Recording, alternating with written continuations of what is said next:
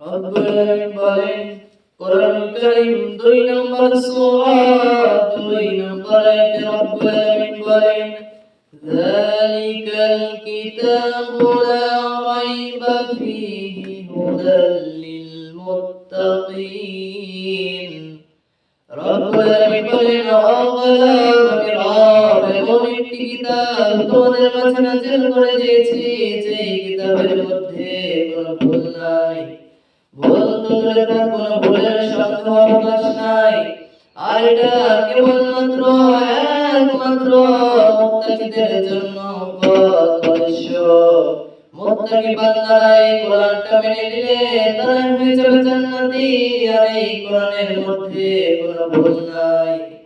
এই কোরআন আমি রব্বুল আলামিন এমন ভাবে নিখুঁত করে নাযিল করেছি গোলাম, এই কোরআনের মধ্যে কোনো ভুল নাই।